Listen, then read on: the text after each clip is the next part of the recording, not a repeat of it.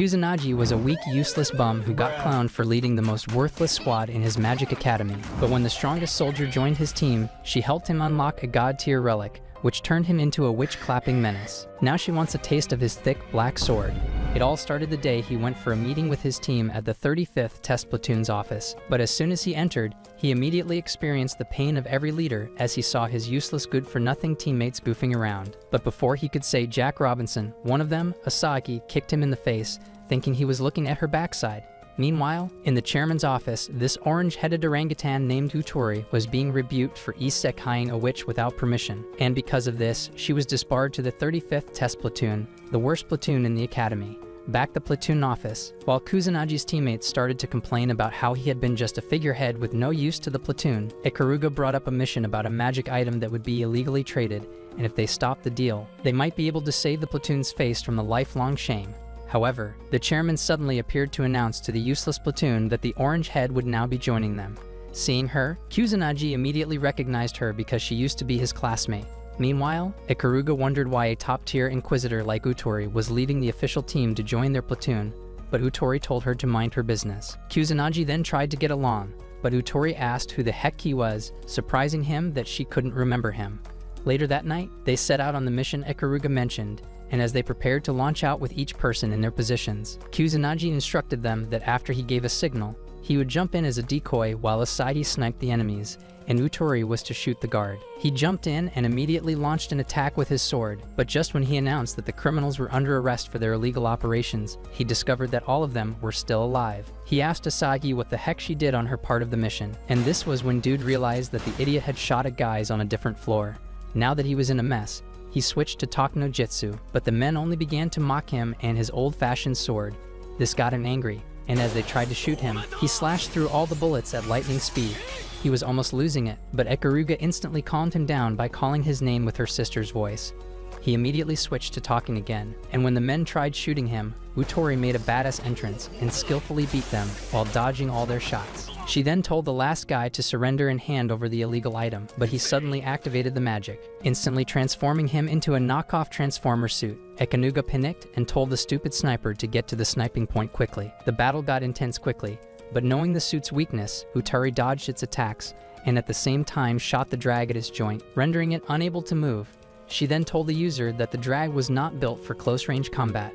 She finally captured him, and Kusanagi quickly ran to meet her to ask if she was fine, but he tripped over her accidentally, grabbing her melons. She became embarrassed, but the cultured moron told her he was into flat chests, still holding it, and she pointed her gun at him, telling him to get off her. A few weeks after that, in the platoon's office, Osadi complained that Utori had been taken on missions alone without the group, which was causing a dent in their name already. She replied that she didn't want to work with amateurs like them and went on to point out their weaknesses and excesses. She then told Kusanagi that he wasn't worth being called a captain and left. They wondered what to do about her to make her come around, and Kusanagi came up with the idea to host a welcome party for her in their platoon. But when she saw this, she flared and left. Saying she was injured, Bro ran after her to offer to treat her, but she refused. However, he further pressed her, saying there was no way he would leave his platoon member injured. That night, they both went on a mission to root out an evil magic association called Valhalla, and while Kusanagi took down some men, Utori found out in a different room that the people she came to save had been unalived in cold blood, so she got angry and headed out immediately to start shooting the culprits who they had captured. Kusanagi quickly stopped her, but she began to struggle with him as she yelled that she was gonna take their lives. Kusanagi told her that this would make her lose her Inquisitor's license and would only cause more victims, but she didn't give two flips about that as she painfully revealed that a witch wiped her family and stole everything from her. She then said she had vowed to send every witch into extinction, which was why she couldn't have them as comrades, because they would hold her back from her revenge. She tried to shoot one of the culprits again, but Kusanagi deflected the gun. He then told her he wouldn't give up on trying to become her comrade, even though he didn't understand all she had gone through, causing her to tear up. The next day at the academy, Kusanagi wondered the crap he did yesterday giving motivational speeches, and he felt terrible because this only now made him look cringe. Meanwhile, at the chairman's office, he tried convincing Utori on why her platoon members were great, but she told him to tell that to his mama because she was still not interested. This was when the chairman revealed that one of the members was a Relic Eater candidate, shocking he, but she refused to accept because those dudes were nothing but a bunch of losers. After she left, the chairman saw this purple-haired girl and became surprised, wondering when she had been there. Then he told her he hoped she could form a contract soon. Meanwhile, on the other side of town that night, a strange witch named Mary met a necromancer called Haunted and gave him the fragment of the magic item Utori and Kusanagi were trying to stop. They were both working together because they had a common enemy, the Inquisition, and their goal was to stop the discrimination and prejudice that witches faced. The next day, Utori entered the office, and seeing her, Kusanagi asked that they eat lunch together, but she turned him down as usual. She then told him the chairman told her that he was trying to be an inquisitor because of the paycheck, and not for passion. She then told him he was not qualified to be both a captain and an inquisitor, but Ikaruga lashed back at her, telling her she had no right to say that since she also had to join the academy because she was stripped of her inquisitor position. Ikaruga went on to reveal that her colleague used to call her the name Calamity because she was known for uniliting criminals without permission. Hearing this, Utori got defensive and left, saying she was not going to exchange words with her. At the same time, Haunted activated a magical circle on the top of the building and summoned Einherjar with the mission to disturb the false sense of peace that humans had. Utori visited her family's grave, and Kusanagi followed her there to ask her the details of what really happened. She then went back to 9 years ago when a witch slayed all her family members while she just cowered in fear, unable to help. Since then, she had made it her purpose to exterminate witches, and said this was why the name Calamity suited her so well. Kusanagi tried talking her out of thinking that way, but she told him she had abandoned her humanity to defeat her enemies, and asked if he still wanted to become her comrade even after knowing this. However, before he could answer, an explosion occurred in the city, and they headed there immediately. As Kusanagi headed to the scene, he suddenly heard a voice, but when he turned around, he didn't see anyone. Then, he received a report from the chairman that the target who had just appeared in the city was an Einherjar, summoned from ancient times. He added that there was not enough manpower to fight the incoming threat, and he beckoned to the students to lend them their strength in hunting down all the witches. After the announcement, the chairman became interested in seeing Utori and Kusanagi working as a team. Meanwhile, Ikaruga asked Kusanagi if they should run or join the fight, and he replied that the best thing was to run, but he would be heading to the battle scene because Utori had rushed there without using her brain. At the battle scene, Utori started fighting with the monster, but none of her attacks did any damage, so she unleashed her relic called Vlad. She began attacking the Einherjar as fast and skillfully as possible, but the damages were healing up instantly thanks to its Excalibur scabbard. Vlad told Utori that they had to destroy the scabbard first before they could deal any serious damage, so she stated that they would use the hallmark magic to create an opening, which required her offering some of her blood to make her relic more powerful. She activated this immediately and unleashed a powerful attack that temporarily destabilized Einherjar, but while she tried to attack again, Vlad suddenly got deactivated, saying his master had ordered him to stop the witch hunt. This opened her up to attack, and while the Einherjar charged its weapons at her, preparing to send her to heaven, Kusanagi burst in, stopping the attack. Utori quickly warned him to run because the enemy was too strong for him, but he refused and stepped up to confront it like a real soldier. He then unleashed his sword, yapped some nonsense, and charged right at the enemy, landing a strike in the process. He realized that the Einherjar was really strong, but he thought that since it could be scratched, then it could be cut. Just then, he received an info from Ikaruga telling him that Einherjar needed to cool off after every shot it made, so the window could be his opportunity to deal some damage.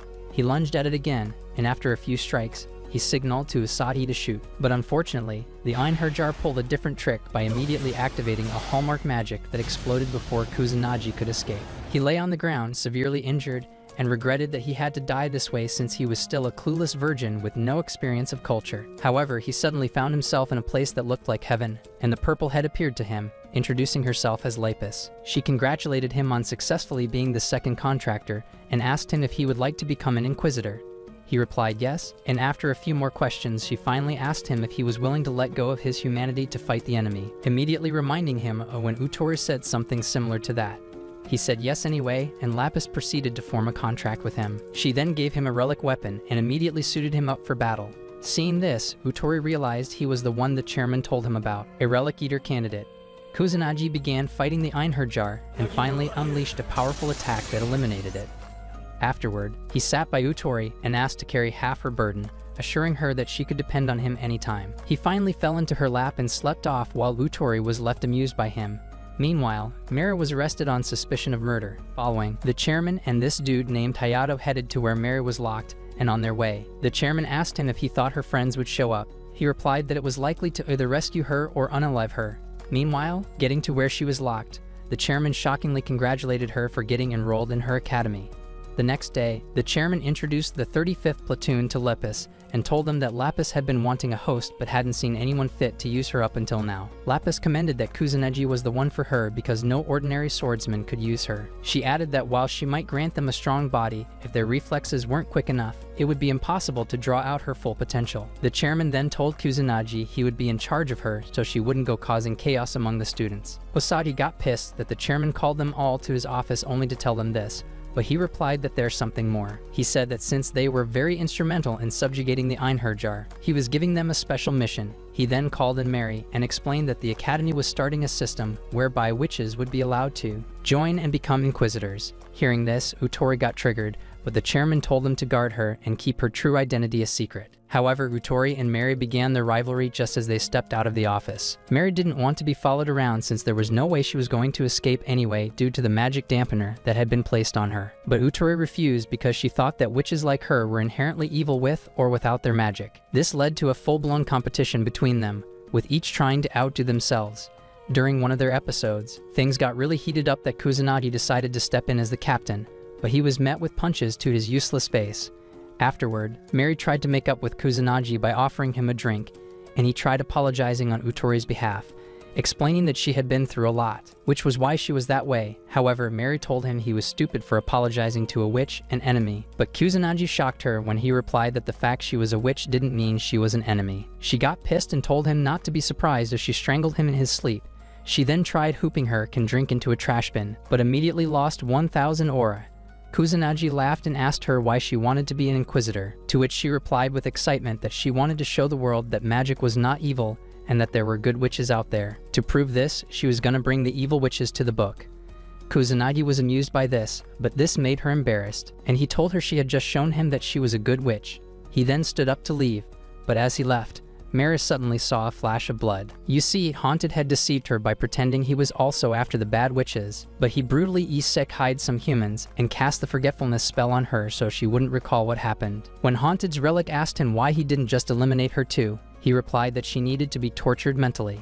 Meanwhile, at the 35th platoon's office, Utori and Mary got into an argument again, and while Kusanagi struggled to de-escalate the situation, Osaki interrupted with an announcement of the upcoming mock battle tournament, shocking them. Kusanagi went to the notice board to check the tournament chart after this, and while at it, this brown-headed bozo appeared just to mock him and his small fry platoon because they had no chance of winning in the tournament. After school that day, on his way home, Kusanagi met Mary and was surprised she hadn't gone home, but she told him that she was staying with him, shocking him. However, Utori suddenly appeared, accusing her of trying to use a seductive spell on Kusanagi, who could easily fall for anything in a skirt.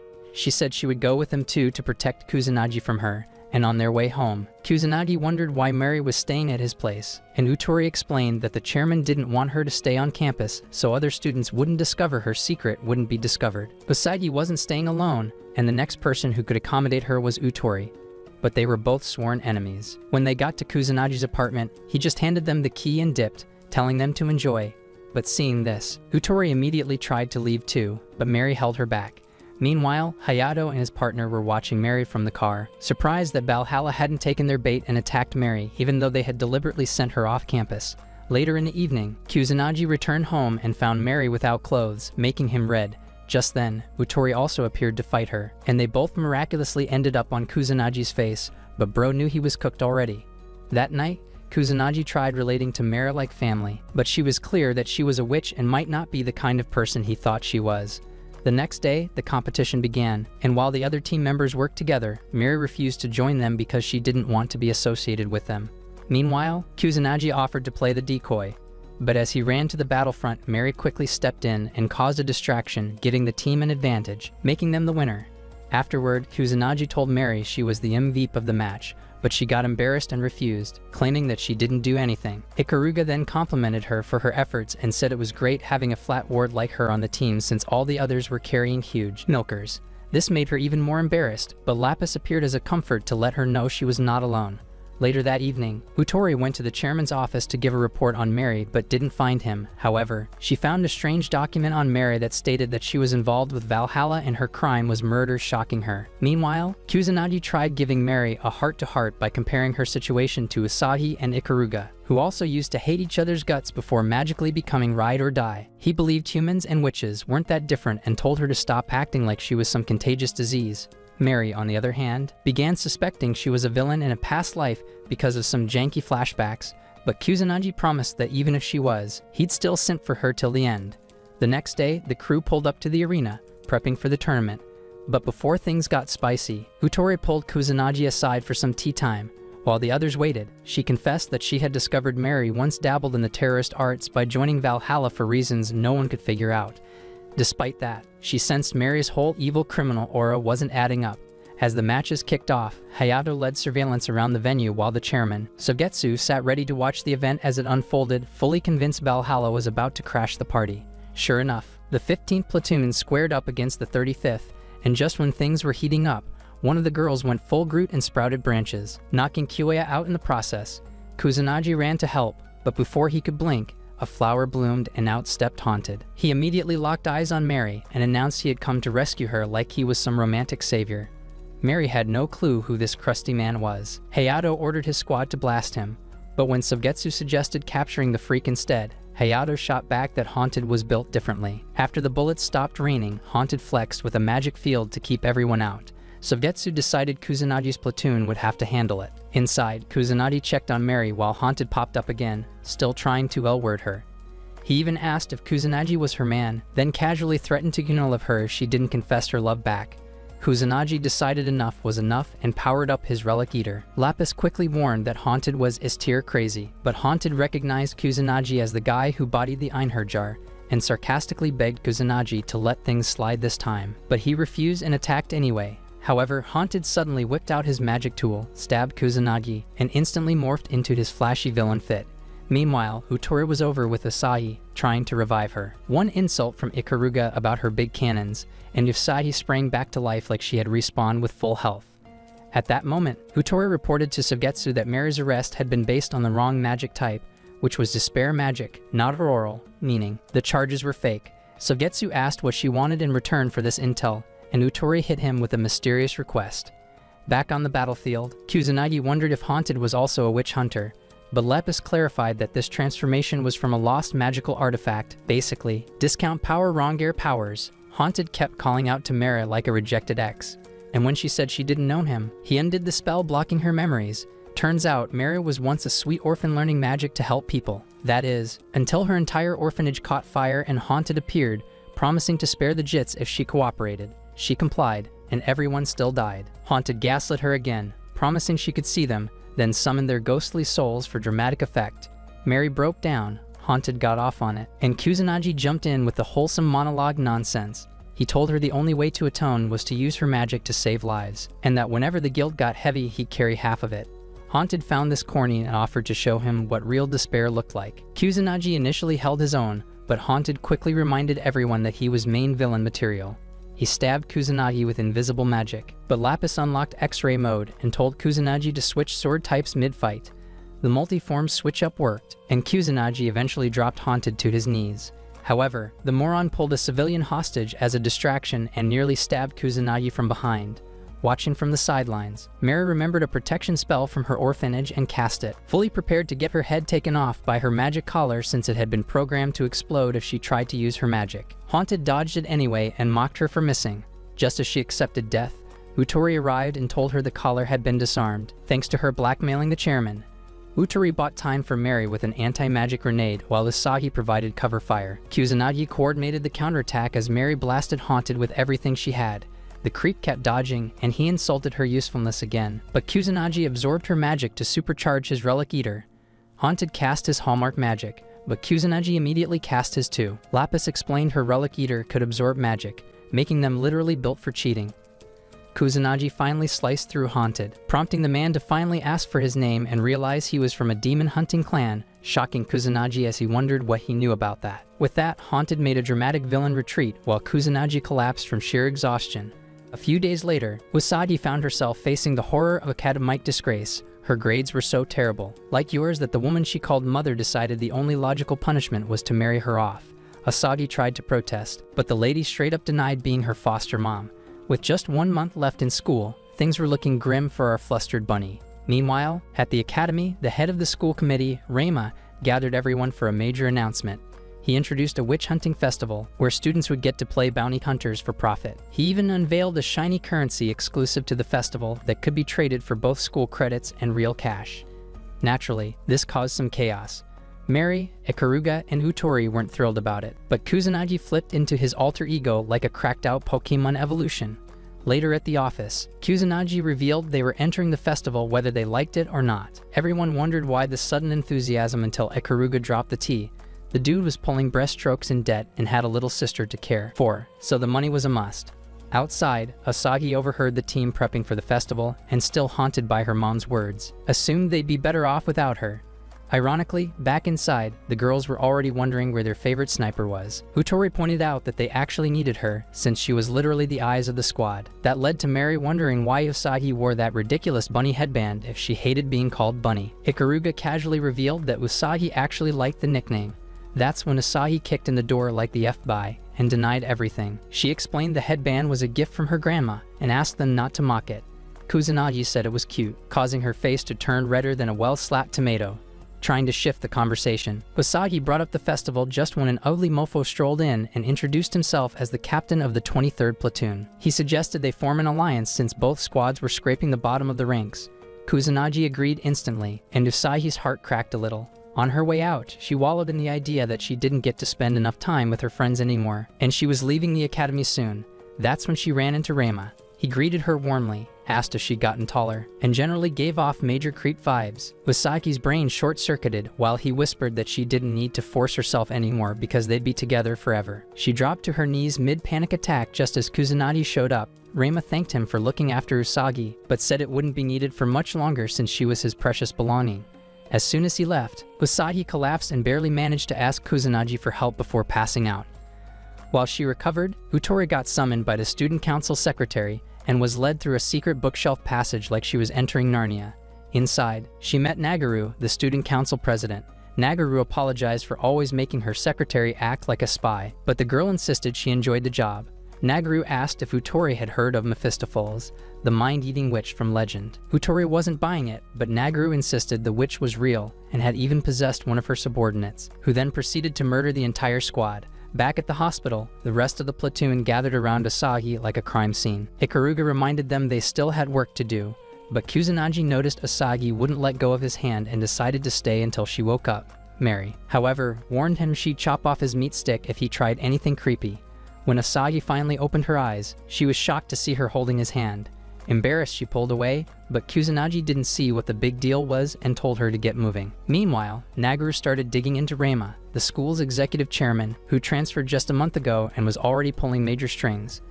It had also been exactly a month since her squad had been attacked. The timing was just a little too perfect, which made Utori suspicious too. That evening, Kusanagi walked Asagi home and asked about her weird interaction with Reima. She tried brushing it off, but Kusanagi wasn't having it. She eventually snapped and asked if he'd marry her instead, because Reima was her fiancé, shocking Kusanagi. Her family had basically auctioned her off for clout and cash. With tears in her eyes, she told him this was her last month in school. But Kusanagi, being the absolute madman he is, told her to come stay the night at his place. Later, Asagi took a steamy shower at his place, fantasizing about getting clapped silly so she could escape her arranged marriage. She figured if she got knocked up, her family wouldn't be able to pawn her off. She later stepped out in only a towel, shocking the poor simp. He offered her a shirt, but she declined, saying she'd just take it off later anyway. She suddenly tricked as she tried moving closer, and Kusanagi quickly caught her, but the towel was a paid actor. It slipped.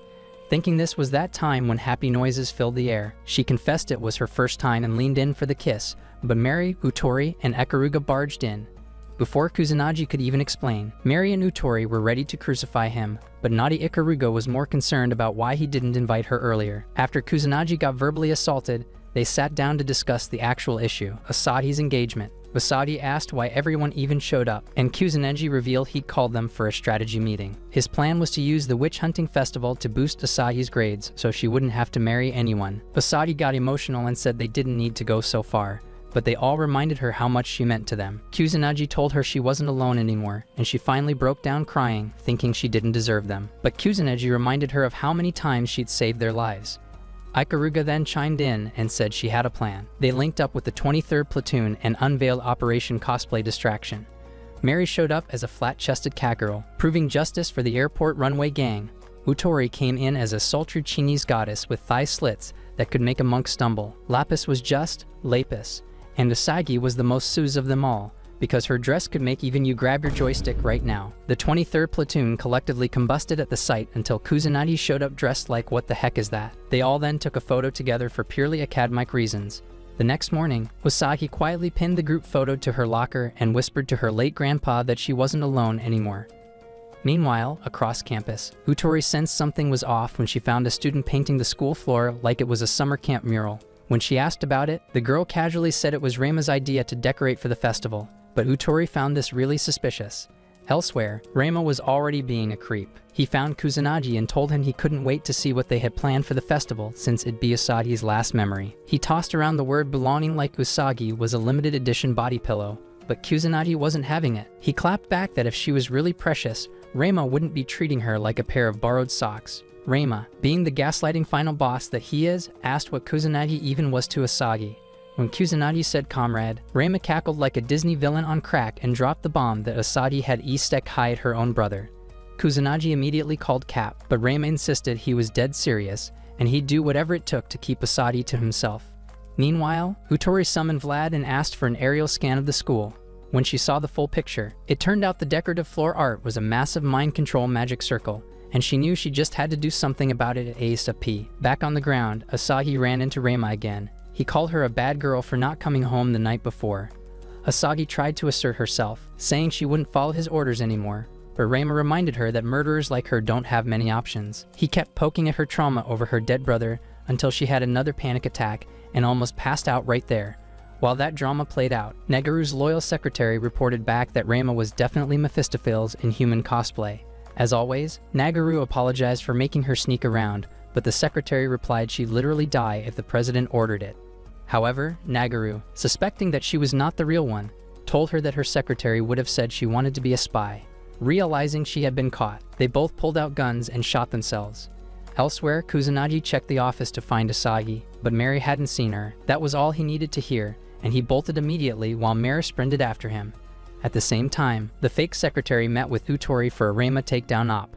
Utori stormed in and told Reima he was under arrest, but the fake secretary pulled off her mask and revealed that the real secretary and Nagaru were likely already in heaven. Before Utori could react, Reima slapped a charm on her forehead, and just like that, Mephistopheles took the wheel. Meanwhile, Mary's collar got deactivated, so she told Kusanagi something was seriously wrong. Then Kusanagi got a call from Nagaru, alive, thanks to a bulletproof vest. She confirmed Utori was possessed and asked Kusanagi to help save her. Kusanagi agreed, but not because of her orders. He made it clear this was about rescuing his comrade, not following her chaos. After hanging up, Kusanagi summoned Lapis and asked her to locate where Utori and Usagi were, but she couldn't locate Utori. However, she tracked Usagi to the church. He told Mary to handle the magic while he went after the bunny girl. At the church, Usagi's PTist was on full replay as she remembered the accident with her brother, how he was goofing around with their grandpa's rifle, how she tried to stop him, and how it all went horribly wrong. At his grave, Reima had shown up, asking what it felt like to be a murderer. When she told him to leave, he slapped her and claimed ownership over her since that day. Back to the present, Reima showed up again, declaring it was their wedding night. Usagi tried to reject him, so he slapped her again and told her to submit. She lay there defeated until her eyes landed on the group photo. Imaginary versions of her teammates called out to her, and in that moment, she remembered. She wasn't alone anymore, so she bit the numbskull like a rabid raccoon and got back up on her feet. This got Reima pissed, and he instantly summoned his relic eater to finish her off. But before he could attack, Kusanagi crashed through the window like an action movie hero. Mary breathed a sigh of relief, and Kusanagi patted her on the head. Then he told Usagi to help Mary lift the magic. Before leaving, Usagi asked him to beat the ever-living crap out of Reima, and promised that if she succeeded, he had to pat her on the head too. With that, she tore her dress and ran off. Meanwhile, Ikaruga handed her granddad's rifle to Usagi along with 2 bullets forged specifically to blast Mephistopheles' soul into the void.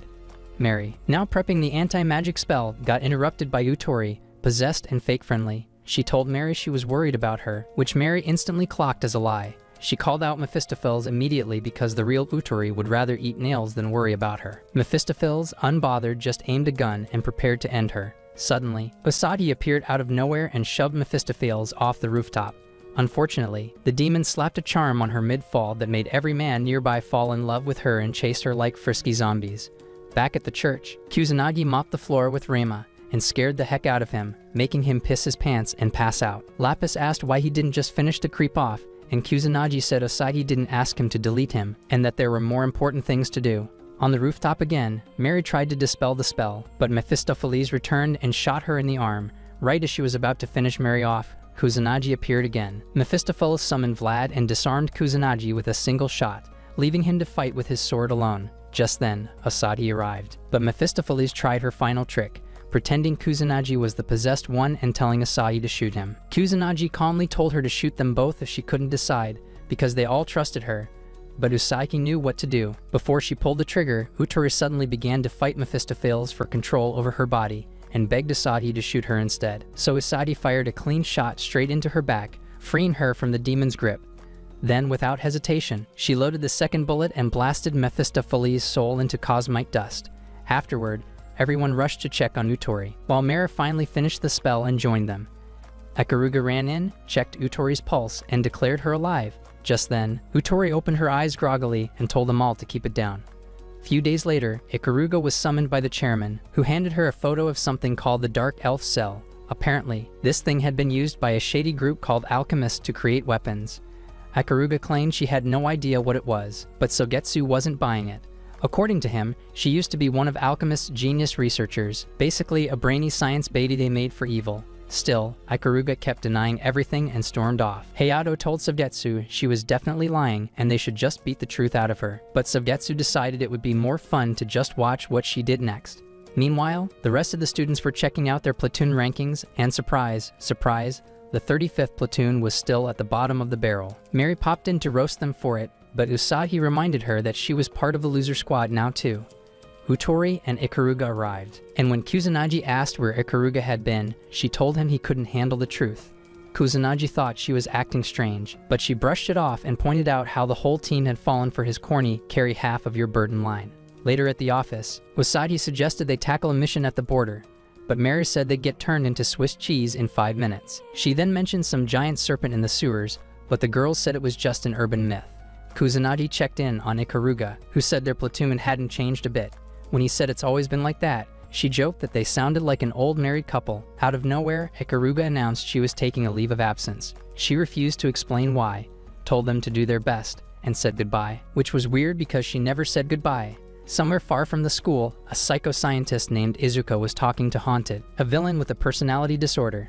He asked why she left Alchemist, and she explained they only let her build what they wanted. Haunted realized she had asked him to unalive the scientist for no practical reason, which made him mad because he liked to isekai high just for love. Suddenly, Izuka got a headache and said someone had just leaked the information about the Dark Elf Cell. She knew it was done by her sister, Ikaruga. Back in the city, while Kusanagi and the group spied on Ikaruga, she suddenly disappeared at the pass of a vehicle, leaving them wondering where she went. They figured she must have gone underground through a sewer.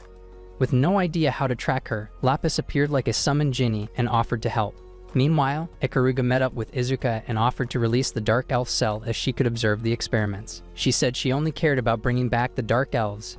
Izuka, clearly not convinced, asked why she had stolen the cell 4 years ago. Ikaruga said she ran for her life, but Izuka wasn't buying it and warned her not to interfere again. Suddenly, some armed goons showed up to drag Ikaruga away. At the same time, her platoon got caught in gunfire but managed to find Ikaruga unconscious among the soldiers. Uturi handled the thugs while Kusanagi grabbed Ikaruga and escaped with her. Just when they thought they were safe, a squad of dragoons showed up and dropped bombs everywhere. Kusanagi got injured, so Ikaruga took him to a safe house. After that, she called Izuka and warned her that if any of her teammates died, the deal was off. Meanwhile, Sogetsu got on a call with the head of Alchemist, who blamed the chaos on a rogue facility and offered 150 dragoons to make it up to him.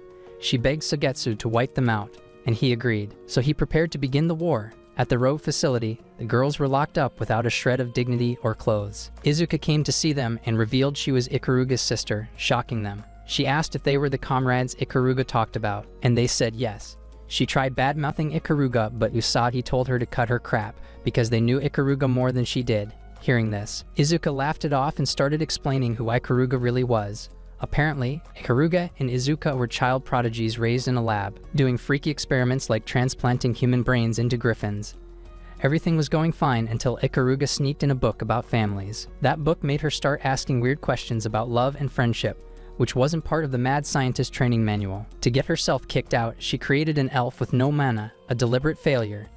Izuka later showed her what happened to failed researchers, hoping to scare her straight, but that night, Ikaruga packed her bags, ready to escape. She begged Izuka to come with her, but an alert suddenly blared through the building, indicating that someone had stolen the dark elf cell. Ikaruga told Izuka goodbye and ran off to find the elf she created, Canaria. But by the time she got there, it was already too late. In the present, at the safe house, Ikaruga opened up to Kusanagi about her past. She said she wasn't sure she had a sense of right or wrong. When Kusanagi asked what she really wanted and promised to help her, she asked what he'd do if her goal was something evil. He said he'd stop her. Thinking this might be their final moment together, Ikaruga climbed on top of him and started undressing, ready to ride the Kusanagi Express before time ran out, shocking him. Kusanagi started to panic, saying they shouldn't be doing anything crazy without thinking. But Ikaruga was willing to go all shades of gray with him. Just as things were about to heat up, a helicopter from Alchemy flew toward them, cutting everything short. Ikaruga kissed him, pulled out a needle, and told him not to follow her because she loved him. This was when Kusanagi realized he had been drugged, as he was unable to move. Outside, she met Izuka and warned her to keep their agreement or things would get messy. Moments later, a car tossed the other girls out and drove off without a word. Even after everything, Usagi said she was going back to save Ikaruga. Utori wasn't sure if she could be trusted, but Usagi believed in who Ikaruga had become, not who she used to be. That was enough for Utori and Mary to stand with her. Before they could take a step, dragoons from the Inquisition zoomed past them, headed straight for Alchemy. Then, a limo pulled up, and Sugetsu stepped out, announcing they were going to battle. He asked about Kusanagi and Ikaruga, but no one knew their location. Without wasting time, he opened up a case full of weapons and told them to pick one. Meanwhile, Kusanagi stumbled outside. Still dazed from whatever Ikaruga had injected into him, he found Lapis and said he wanted to go back to his team. So Lapis transformed and activated their combat suit, and together they rushed off toward Alchemy, taking down enemies along the way. Lapis said Ikaruga was probably at the top of the tower, and hearing this, Kusanagi asked if she could fly, but she said all she could do was glide since she had no wings. He said she was amazing, but Lapis thought it was strange to be hyping up his weapon like that, while the others fought on the ground. Sugetsu calmly walked through the chaos like he'd seen it all before. He then used his own relic and took out a wave of enemies with one blast. Back inside, Kusanagi ran into Utori, who had somehow made it to the battlefield. She warned him that if the Inquisition discovered Ikaruga's past, they'd lock her up, so they needed to find out the truth first. Asagi offered to hold the enemies back while the rest went deeper into the facility. At that same moment, Izuka was facing Ikaruga. She talked about the anger she felt when Ikaruga disappeared years ago. She believed she could have made a big impact if Ikaruga hadn't turned her back on everything. Ikaruga said she left because she didn't want her life to be all about building weapons. When asked what she found, she simply said youth. But Izuka didn't find that answer good enough. Because of Ikaruga's book, the higher-ups rewired her brain to punish her anytime she felt anything human. Ikaruga was stunned, but Izuka wasn't done. Her plan was now to bring back the Dark Elves and escape to Valhalla. Ikaruga said she came to stop all of that and to save Izuka too. She regretted not taking her along when she left and asked if they could start over. But Izuka pushed her away and said the only thing she wanted now was to burn the world down. She shot Ikaruga in the leg and asked for the Dark Cell. That's when Ikaruga revealed that she'd been holding onto it the whole time. Suddenly, she began to change. Her body transformed into a Dark Elf, shocking Izuka, who realized Ikaruga had altered her own DNA. Ikaruga then created antimatter and threatened to destroy the facility. Izuka tried to stop her, but Ikaruga said she could undo the damage done to her brain. Just as she reached out, Haunted suddenly sprang to life and struck Izuka down. Outside, Kusanagi and Utori were still fighting, but their energy was running low, and when Utori asked Vlad why her attacks were waning, Vlad told her to form a contract with him to access more firepower. But she didn't budge. Meanwhile, Lapis told Kusanagi they only had 10 minutes of energy left. Asahi and Mary were also holding out, but they were almost out of ammo. Inside, Ikaruga held her sister while Haunted enjoyed watching her suffer. Furious, Ikaruga charged at him, and when her antimatter clashed with his magic, a massive explosion followed. When the dust cleared, she clutched Izuka, begging her to hang on. But it was too late. Izuka told her to forget everything and revealed Kanario was alive with Valhalla. With her last breath, she asked Ikaruga to keep living. Haunted returned and offered to take Ikaruga in, saying Izuka had already taught him everything. She replied with a bullet to the head. In return, he summoned a final gift, a mechanical dragon. Kusanagi jumped in to catch Ikaruga before she could hit the ground. Lepus scanned the dragon and said the odds of winning were almost zero, but Ikaruga reminded them that machines can break. Sovetsu watched from a distance as the dragon started destroying everything. Utori cleared a path for Kusanagi to charge in. Asade activated her rail cannon, and Ikaruga told her to hit the flight engine. That would be its weak spot. But Usagi only had 5 shots. She missed the first, then the next 3. Kusanagi reminded her that he was counting on her. That pushed her to focus. She nailed the 5th shot, hitting the engine. The team cheered, but the dragon didn't fall. Instead, it slammed Kusanagi into a wall. Utori shot at it, but the dragon swatted her away. Kusanagi tried to hit the engine again, but Lepus warned they were out of energy. At that moment, Mary transferred her remaining mana into Kusanagi, giving him one last chance. He powered up and charged forward, cutting through the dragon's body until his suit shut down completely. Finally, the dragon fell and shut off. A few days later, Ikaruga casually dropped a bomb. They were going undercover to snag a magical artifact. Utori said they should gear up right now, but Ikaruga looked at her with pity and warned that the squad might not be built for this kind of smoke. But Utori, fueled by ego and zero foresight, bragged about her top-tier stealth resume, so Ikaruga told her to go ahead and knock herself out. Plot twist. The mission was at a nightclub, basically Utori's personal hell. They got shoved into a VIP section with some drunk, crusty, cigar-scented rejects who told them to sip up and smile. Asahi, dressed like a cosplay ad for Barely Legal, reminded them they were on duty and couldn't down shots. Utori kept her distance, but Usagi warned her to stop acting like a nun or she'd blow their cover.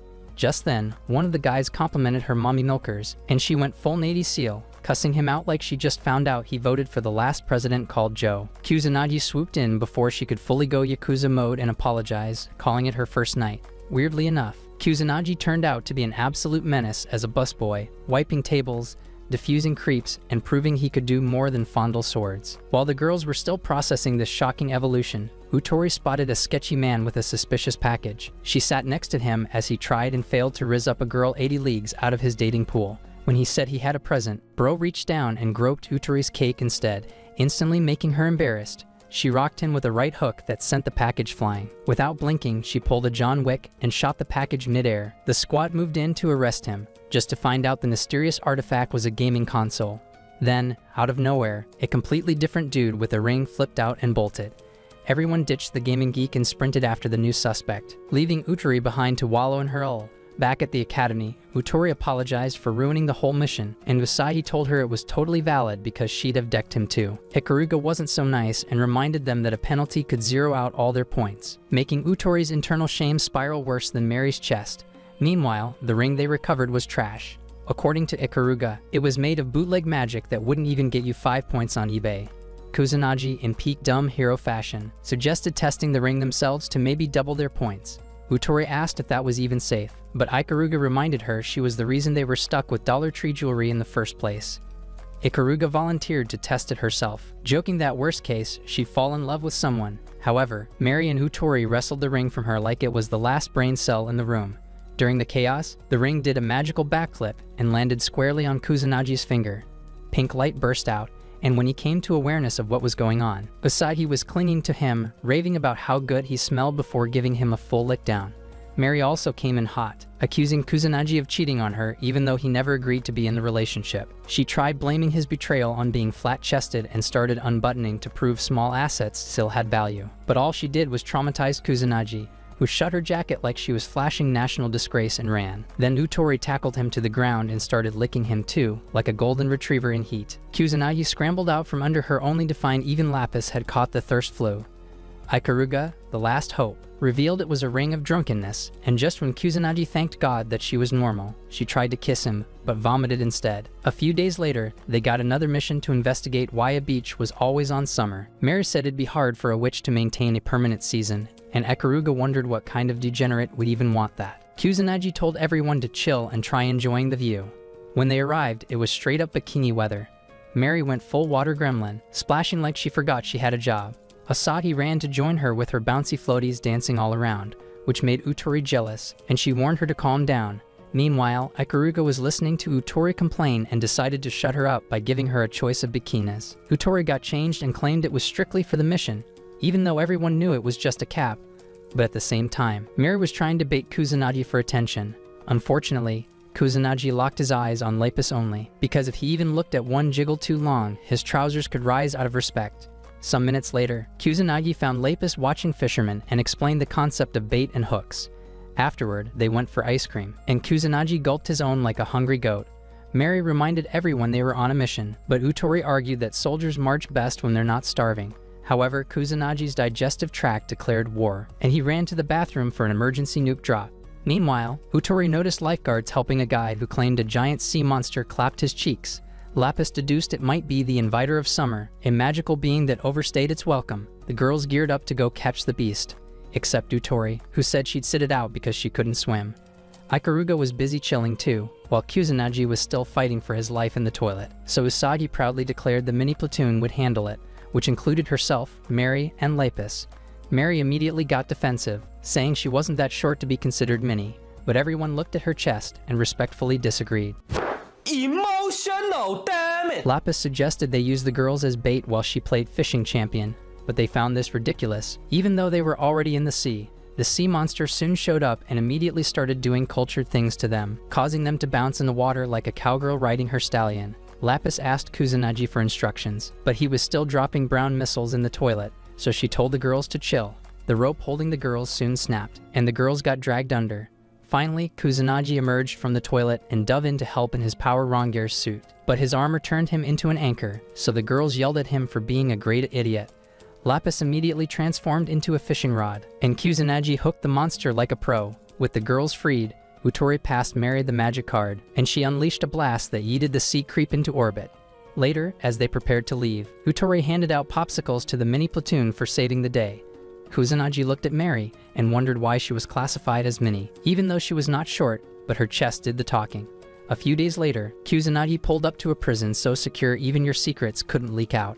After getting searched, he waited in a sterile visiting room until his little sister, Kiseki, strolled in looking sad. She greeted him like any unhinged prisoner would, by calling him hot and asking for school gossip. When he told her about his deranged new squad, she instantly asked if he was simping for Utori. Bro said no, he just admired her boldness, which made Kiseki give that fake smile that showed she knew he was tripping. She told him she was happy seeing him grow up and worried. He asked how she could be happy when she had been locked here all her life without getting the chance to live. He promised to give her a normal life one day, but an announcement said his time was up. As he walked out, Kiseki watched him like a sad ghost because she didn't want to be left alone. Later, the squad was downtown chasing some discount criminals. Usagi sniped their getaway car like she was farming CO'd kill streaks. The goons switched to a motorcycle, but Utori chased them down like a tax collector with a grudge. The punks tried to hit Turbo with instant spells, but Utori didn't need magic. She had Ikaruga's homebrew upgrades turning her bike into a spaceship. She signaled Kusanagi to tag in, and he came in swinging, literally slashing their tire, bagging the criminals on the spot. Back at school, while Asadi fangirled over how many points they earned, meanwhile, Utori noticed Kusanagi's face was giving no sleep, only trauma, and told him to stop being a sleepless emo boy and take a nap or at least talk to her if he's spiraling. Kusanagi started thinking about Kiseki again and decided to go visit her. But instead of his little sister, he ran into Kyoya and Sogetsu, who looked like they'd just left a murder podcast. He tried asking about the missing girl from the 15th platoon, the one who got vine wrapped like a Subway sandwich by Haunted, but Kyoya just called him a traitor and stormed off like a main character with unresolved issues. Back at the freaky underground lab, Kyoya and Sogetsu met with Hayato, who said they'd been trying to roof-fight Kiseki for 30 hours straight. Apparently, every time Kusanagi visits, her murder stats stabilized for a bit, but when she woke up this time, one of the nerds noticed she had 0 mana particles, which wasn't good news. Sogetsu dropped the bomb that she wasn't just powerful, she was an actual demon, and anything her power touched instantly became her. Basically, the girl could Thanos snap the earth just by breathing wrong, so the scientists had been unaliving her repeatedly like a side quest they couldn't complete. Meanwhile, Kiseki started hallucinating her brother holding hands with another girl while she stayed chained up like your cheating ex every Friday night. Her inner psycho finally snapped, and a horn grew out of her head, her collar exploded, and alarms went off alerting everyone there was danger. Kyoya looked ready to puke, but Sogetsu told him to chill. He warned Hayato that Kiseki wasn't the same baby demon from 5 years ago, but Hayato said he'd solo this boss and ran downstairs to confront her. One last time, Hiseki, meanwhile, couldn't care less. She just wanted to see her Oni-chan again. While that was happening, the 35th platoon was out doing undercover cosplay. Asahi and Mary were dressed like Santa's little thirst traps, passing out cookies. Mary got zero attention, while Asahi sold out like Black Friday bras, all thanks to her jiggle physics. Meanwhile, when their target rolled up in a suspicious car, Utori told the girls to plant a tracker. Asahi tried baiting him with a melon squeeze that could make any guy lose focus, but they ignored her like your crush ignores your Snapchat streaks. Mary managed to slip the tracker on, proving that the guy was probably into flatboards. Suddenly, the target flipped out and started blasting. Mary shielded the girls, but vine bullets started sprouting like haunted broccoli. Kusanagi chased the goons, but he suddenly heard him scream. And while he wondered what happened there, he shockingly saw Kaseki. She collapsed in his arms and said all she ever wanted was for him to hold her like that. Kusanagi saw the shredded corpses she left behind and tensed up. When the girls arrived and asked what was up, he pulled out his sword like they were the problem and told them to back off. Utori calmly reminded him that they weren't the enemy. Realizing he was tweaking, Kusanagi dropped his weapon and confessed the whole truth that Kaseki was a walking disaster and also his sister. The CS-ranked murder machine had just broken out of prison just to find him shocking the girls. Back at the facility, Hayato emerged from the rubble like a Walmart action figure, saying sorry for letting Kaseki escape. Sugetsu said he did okay since he had been instrumental in containing her all along, but they needed to find her before she turned the world into a snack. Meanwhile, Kaseki woke up and tearfully told Kusanagi she'd murdered again, but he told her it wasn't her fault. Utori entered the room, introduced herself gently, and Kaseki hid behind Kusanagi like a yunjin meeting a stranger. He apologized for his sister's awkwardness, but Utori got it. She asked him to come chat. Kusanagi gathered the squad and spilled the lore. Kaseki didn't isekai because she wanted to. She just had too much mana and couldn't control her powers. Meanwhile, Ikaruga confirmed the obvious, saying she had overflow syndrome, and the average anti-magic collar couldn't keep her contained. Kusanagi said they needed to turn her in, but Utori suggested giving the siblings an hour to say goodbye first. The girls then agreed to help prep Kaseki for her last date with her brother. They helped her try on clothes, and while at it, they discovered she had even more plot than Mary. After getting her the perfect fit, Kusanagi had coffee with Kaseki, who smiled and said the girls treated her like a real sister. He warned her that the squad was sweet even though they were all cracked in their own way. Just then, Kaseki told her brother she had a wish, and when Kusanagi asked what that was, Kaseki shockingly told him she wanted him to isekai her. She told him that even though she was happy acting normal and being with him, she couldn't overlook that her powers were growing stronger than 5 years before, which meant she could isekai more people this time. She knew she should have been erased already, but decided only Kusanagi was worthy of sending her to the afterlife. However, Kusanagi wasn't having any of that, and he promised to protect her until the day she truly lost control, and if he ever had to take her life, he'd go out with her. Kaseki, half touched and half emotionally fried, agreed to hang on just a little longer. Meanwhile, Orochi delivered a lovely progress report to his partner, Canaria, that the target had houdinied her way out of prison, and hearing this, Canaria immediately suggested they take the opportunity to turn the academy into ashes. Orochi reminded her they weren't on their own schedule anymore, and Valhalla's orders were to capture Kaseki. While all this scheming brewed, Kaseki found herself gazing at a Ferris wheel, and Kusanagi, in tourist boyfriend mode, suggested they ride it. But before they could, Kyoya appeared out of nowhere, and right behind him came that creepy girl again, Yoshimizu, this time calling Kyoya her master. Kyoya made a move on Kaseki, so Kusanagi snapped into Relic Eater mode with zero hesitation. Turns out Kyoya had one too, and it had taken the form of that weird girl. Just as both were ready to throw hands and public decency into the gutter, Hayato pulled up with his authority stick and cautioned them to stop being idiots. After everyone cooled off, Kusanagi got a moment with Kaseki, who had now been captured again. He apologized for not showing her more of the world like she wished, but she collapsed in his arms, and Sugetsu conveniently popped up to explain that the anti-magic collar on her neck was high on sedatives. Kusanagi, apparently now classified as a criminal for loving his sister too much, was sentenced to solitary confinement. Just then, Sugetsu mentioned that Kaseki would be moved to a new facility, and since Valhalla was sniffing around, he wasn't revealing the location. Back on the villain's side, Canaria tried to intercept the vehicle transporting Kaseki but ended up hijacking a decoy. Hayato heard about the attempted attack but pushed forward with the plan. He told Kyoya to be on standby, but Kyoya, still on his heretic hating arc, made it clear that revenge came before teamwork. Their truck soon became a live-action war zone when it got swarmed by dragoons. Both men summoned their relic eaters and got ready to brawl. While that chaos brewed, Kusanagi relived his trauma flashback arc.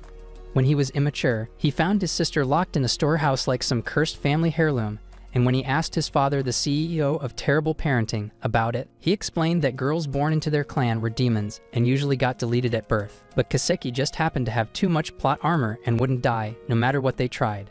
One day, she broke loose and left Dad injured, and he gave Kusanagi his sword, telling him it was his decision now to either erase her or protect her. Kusanagi found her on a cliff, crying for death, but instead of ending her, he froze, saying he could not take his sister's life. That hesitation gave the overflow permission to go nuclear, and she fell off the cliff. That had been the beginning of the world's doom. Back in the real world, Kusanagi woke up in jail, and Utori apologized for dragging him into the mess, but he was too grateful for the time with his sister to care. She admitted that she'd downgraded from a full-time menace to a part-time one thanks to him, and reminded him he wasn't carrying the burden alone anymore. Right on cue, Nagaru crashed in with the jailbreak and informed them that Kiseki's transport had been attacked. Kusanagi rushed outside and found the squad ready to ride. This time, he didn't act like a lone wolf, and the girls were so stunned they wondered if prison had reprogrammed him. Meanwhile, Hayato and Kyoya wiped the floor with the dragoons, and Orochi showed up right after. Seeing him, Hayato told Kyoya to escort Kaseki while he stayed behind, but he also told him to keep to the mission. As he left, Orochi warned that things might get wild, and Hayato casually pulled out a second relic eater. While Kyoya drove the girl away, he decided it was the perfect time to go full villain. He pulled over, crept to the back, and got ready to off Kaseki, but Kusanagi appeared just in time to block him. He asked what she ever did to deserve it, but Kyoya was deep into his hate-fueled purge arc. His relic eater whispered sweet rage in his ear, and Kusanagi realized the blade was the one pulling strings. Kyoya lunged to attack him, but Kusanagi slipped every hit and slashed right through the relic eater, causing a blast big enough to end the season.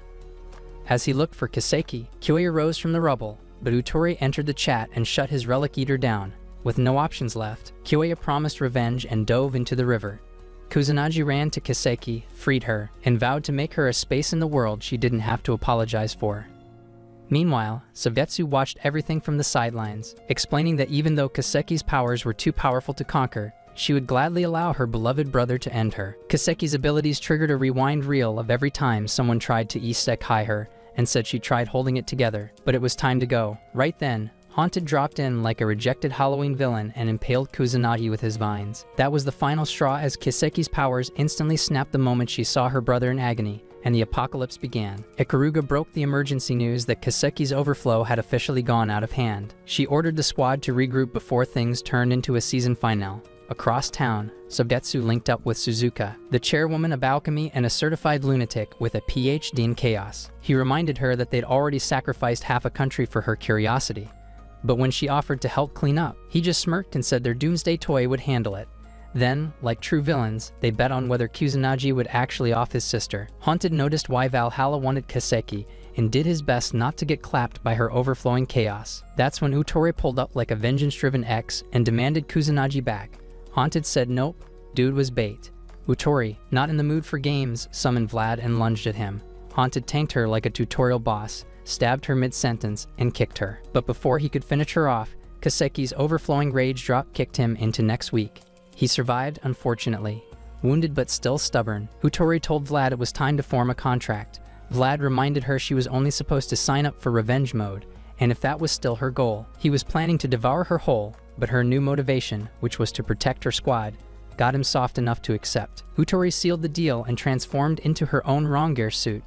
She jumped back into the fight and squared off against Haunted, who finally got serious and transformed too. The two clashed until Utori had Vlad cancel Haunted's armor mid-fight and sent him flying straight into Kaseki's overflow like a ragdoll. After that, she grabbed Kusanagi and cleared a path for Ikaruga and the other girls to haul them out. While they drove through the wreckage, Ikaruga realized Kaseki's power wasn't just bad, it was end-of-the-world bad. Utori asked if there was any way to stop her, and Ikaruga said that they had to keep destroying the overflow until it died down. She added that Kaseki was immortal, but her chaos wasn't, and the only shortcut was Kusanagi pulling the plug himself. Right then, the overflow slapped their car into the dirt. Mary immediately raised a shield while Utori jumped out and started shredding the overflow like a one-woman SWAT team. She transformed back into her edgy ranger form and told Mary to protect Kusanagi while she handled the cleanup. Utori wasn't about to let him suffer the same decision she once had to face. Meanwhile, Kusanagi spiraled into guilt mode, blaming himself for not being strong enough 5 years ago.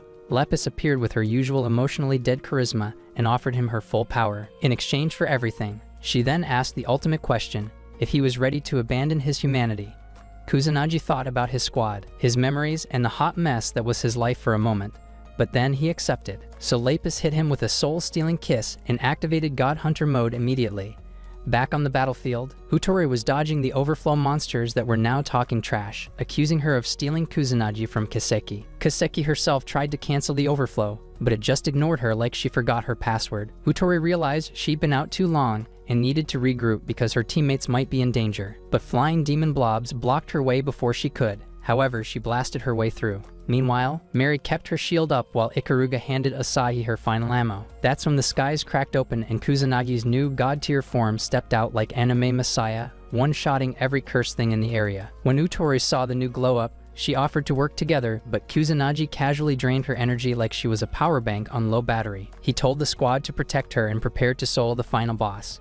Utori begged him not to carry the burden of isekaiing his own sister, but Kusanagi made it clear this wasn't just about Kiseki anymore. He apologized and said he couldn't fight beside them any longer, then took off like a literal god. When Kiseki felt him approaching, she felt peace for the first time because her end was near. But then Haunted respawned out of nowhere to block him. As they fought, Haunted tried to figure out how someone could go divine just to erase his own sister. He decided he'd have to do it himself and lunged. While they clashed, Kiseki started to panic, and the overflow tried to gaslight her into believing it was all Kusanagi's fault that she got this worse. Kusanagi admitted he had failed her years ago by not having the strength to either isekai her or protect, but this time, he was sticking to his path. He had decided to save her.